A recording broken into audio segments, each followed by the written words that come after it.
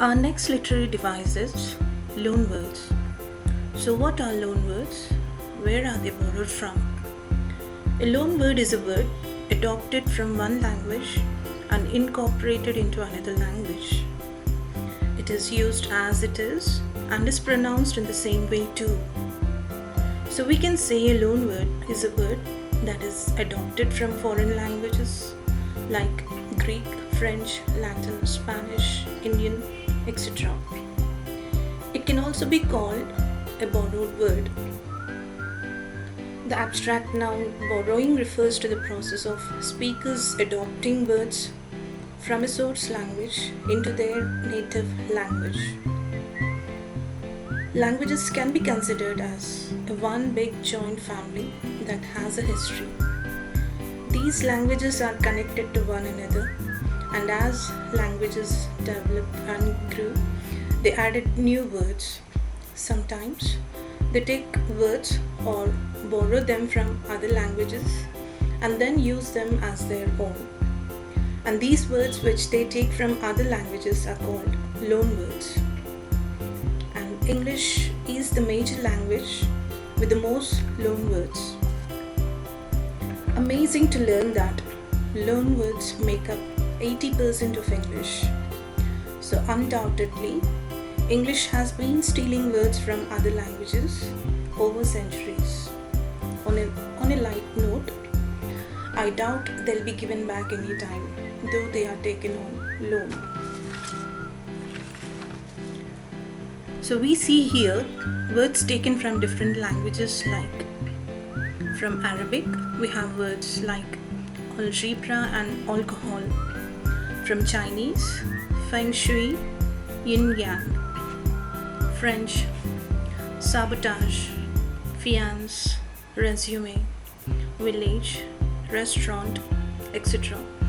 And we see many other words taken from other languages like German, Greek, Italian, Japanese, Portuguese, Russian, Spanish, etc. Here I have picked up some loanwords and let's learn in depth about their origin and meaning. So here are some foreign words we use every day. Many foreign phrases have taken their place in English speaking and writing. Here are some of the most common words. First one, bon voyage, taken from French, meaning have a nice trip. Example, we all shouted bon voyage as David left for his vacation. Second one, déjà vu, taken from French, meaning a feeling that one has lived through the present situation before. It means already seen. Example, I entered the room and immediately felt a sense of déjà vu. Third one, entrepreneur, taken from French, refers to a person who starts a business and is creative and innovative with lots of ideas popping up. Example, he is a real entrepreneur in the very best spirit. Fourth one, genre, a style or category of art, music or literature. It is taken from French and means a kind or style. We use it to classify different things such as music, art or literature. Example, what genre does the book fall into? Comedy or tragedy? Next one, en masse. It's a French word meaning in a large group. Example, the fans left the stadium en masse once they were sure that their team would lose the match. Sixth one, faux pas, meaning a social blunder or wrong step or move. Example, Nikki realized too late that attending the protest was a faux pas. Seventh one, now let's see words taken from Latin. Seventh, Ipso facto, meaning by the fact itself. Example: a teacher ipso facto is in charge of his or her class. Next one, modus operandi, meaning method of operating. Example: the chef's modus operandi for preparing a meal always began with laying out all of the ingredients and tools needed on the counter. Next one, status quo, meaning the existing condition. Example: the new status quo has received considerable support. Next one, prima donna, meaning temperamental or conceited person. Example: Laura wasn't popular with the other girls because they considered her to be a prima donna.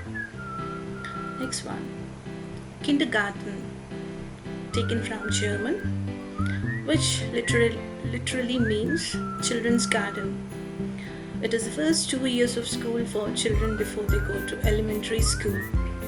Example: he is in kindergarten. Next one, doppelganger, taken from German and means someone who looks exactly like someone else. These are just a few. Let's also see words taken that have Indian origin. There are many words, but here I've just listed a few. First one, avatar, borrowed from Sanskrit, and it means manifestation or personification. Next one, bangle, borrowed from Kannada, means it's band worn round the wrist. Third one, cheetah, borrowed from Sanskrit, and it means it is the fastest animal. Fourth one, chutney, borrowed from Hindi, and it's a pickled preparation. Fifth one, got, borrowed from Hindi, and it's a light bedstead. Sixth one, curry, borrowed from Tamil. It's a sauce or relish for rice. Seventh one, dharma, borrowed from Sanskrit, and it means law. Eighth one, raita, borrowed from Bengali, and it's a yogurt mixed with spices, diced or grated vegetables. Next one, roti, borrowed from Sanskrit and means bread. Next one, shawl, borrowed from Urdu, and it's fabric used for covering head or shoulders. Next one, yoga. It's borrowed from Sanskrit and it means to unite or to yoke. Next one, shampoo. It's borrowed from Hindi and it means massage. Next word, pyjamas. It's borrowed from Urdu and it is a leg garment. Next one, nirvana. It means it's borrowed from Sanskrit and it means disappear. The last one which I have taken is jungle. It's a Hindi word and it means rough. So there are many other words, but here are just a few. And these are all loan words which have entered into English from many other languages. Hope you got a pretty good idea of what